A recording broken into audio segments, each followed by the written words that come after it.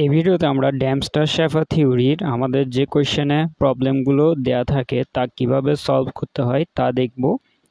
তো ড্যামস্টার-শেফার থিওরির মধ্যে আমাদেরকে একটা স্টুডেন্টের ইভ্যালুয়েশন গ্রেড অর্থাৎ H1 = 4, H2 = average and H3 = good এই ডাটাগুলো দেয়া থাকে। তাহলে ওয়েটের জন্য একটা কলাম দেয়া থাকে অ্যান্ড বিলিভের জন্য একটা কলাম দেয়া থাকে।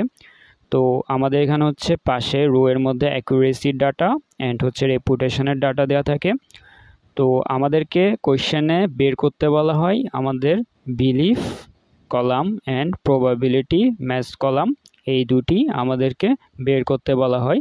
তাহলে আমরা এগুলো কিভাবে বের করব তা দেখে নিই। আমাদের এখানে প্রথমে আমরা বিটা এইচ এর মানটা কিভাবে বের করে তার ফর্মুলাটা দেখি।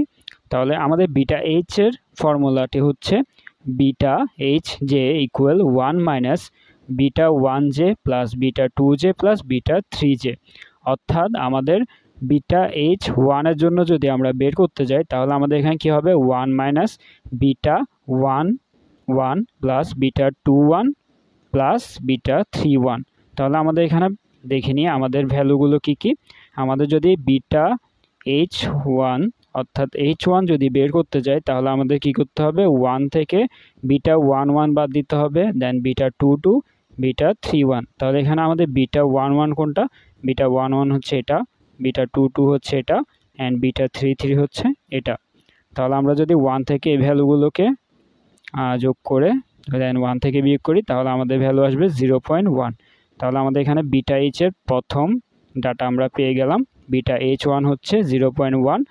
দেন হচ্ছে আমাদের যদি সেমভাবে আমরা বিটা H2 এর মান বের করি তাহলে আমাদের 1 2 দেন বিটা 2 2 অ্যান্ড বিটা 3 2 এই তিনটা যোগ করে 1 থেকে বিয়োগ দিতে হবে। তাহলে আমাদের এখানে এই ভ্যালুগুলো হচ্ছে বিটা 1 2 এটা, বিটা 2 2 এটা অ্যান্ড বিটা 3 2 হচ্ছে এটা। তাহলে আমরা ভ্যালু কত পাবো, ভ্যালু চলে এসেছে 1 থেকে বিয়োগ করলে 0। তাহলে আমরা বিটা H2 যেটি সেটিও পেয়ে গেলাম। দেন পরবর্তী স্লাইডে আমরা বের করব আমাদের M1i, M2i অ্যান্ড M3i এই ভ্যালুগুলো। তাহলে আমাদের M1i বের করার জন্য আমাদের সূত্র হচ্ছে omega i into beta 1i। তাহলে ওমেগা i অর্থাৎ আমরা যদি M11 বের করতে চাই অর্থাৎ M1 রো এটা হচ্ছে 1 নাম্বার রো অ্যান্ড এটা হচ্ছে 1 নাম্বার কলাম। তাহলে 1 1 ভ্যালু হচ্ছে এটি। তাহলে এটি কীভাবে পাবো, আমরা 1 1 এর জন্য ওমেগা 1 এর সাথে গুণ করব আমাদের বিটা 1 1, অর্থাৎ এই ওমেগা 1 এর সাথে আমরা বিটা 1 1 যদি গুণ করি তাহলে আমরা এই ভ্যালুটি পেয়ে যাব। তাহলে আমরা দেখি 0.35 এর সাথে যদি আমরা 0.4 গুণ করে এই 0.14 পেলাম। দেন আমরা 0.35 এর সাথে এই বিটা 2 2 এটা গুণ করব। দেন আমরা 0.35 এর সাথে অ্যাগেন এটা 3 1 এটা গুণ করলেই আমরা আমাদের এই তিনটা ভ্যালু পাবো, এই তিনটা ভ্যালু পেয়ে গেলাম।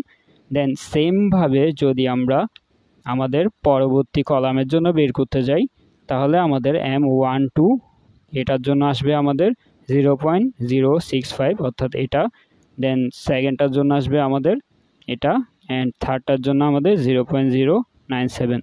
তাহলে এভাবেই আমরা M1i 2i অ্যান্ড 3i এর মানগুলো বের করতে পারবো।